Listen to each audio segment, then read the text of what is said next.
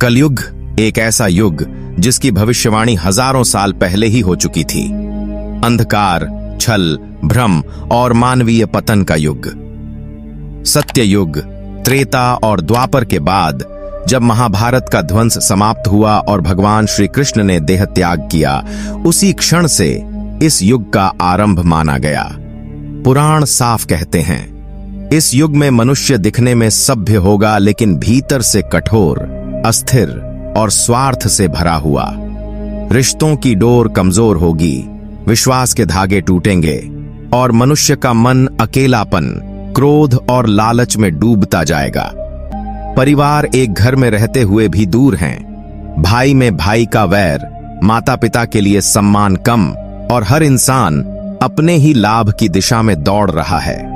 लेकिन असली संकेत थे महान संत वीर ब्रह्मेंद्र स्वामी की रहस्यमयी भविष्य मालिका, एक ऐसा ग्रंथ जिसने सदियों पहले वो बातें लिख दी जब लोहे की चिड़िया आकाश में उड़ेगी और लोहे की गाड़ियां पृथ्वी पर दौड़ेंगी।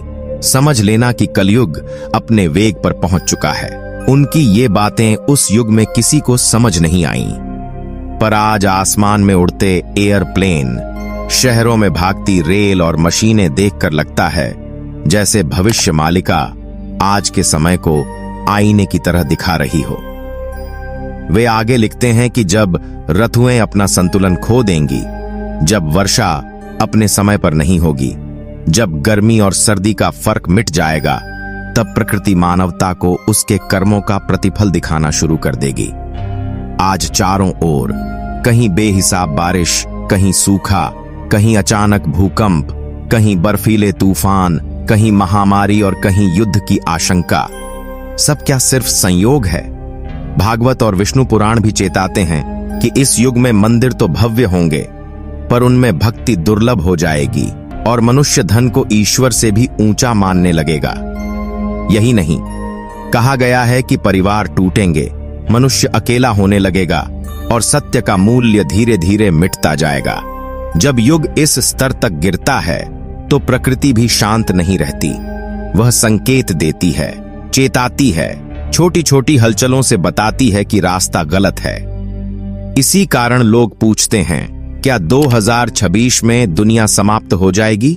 पर शास्त्रों के अनुसार इसका उत्तर स्पष्ट है, नहीं, क्योंकि कलयुग की कुल अवधि लाखों वर्ष है। हम अभी उसकी शुरुआत में ही हैं। हाँ, कई भविष्यवाणियां 2026 को एक खास मोड़, एक चेतावनी, एक बड़ा संकेत और कठिन परीक्षाओं का वर्ष बताती हैं। ऐसा साल जहां मानवता को समझ आएगा कि अगर अब भी दिशा नहीं बदली गई तो परिणाम गंभीर हो सकते हैं।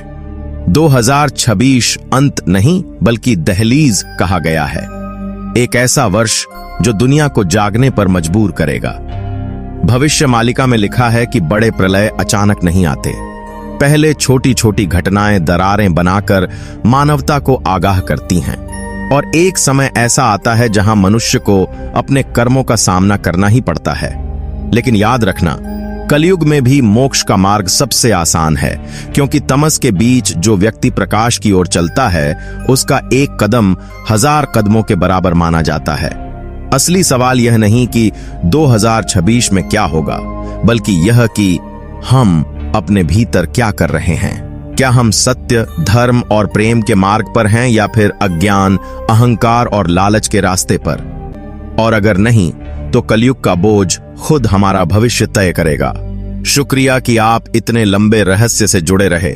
वीडियो को लाइक और सब्सक्राइब कर देना। मिलता हूं अगले रहस्य, अगले संकेत और अगले अध्याय के साथ।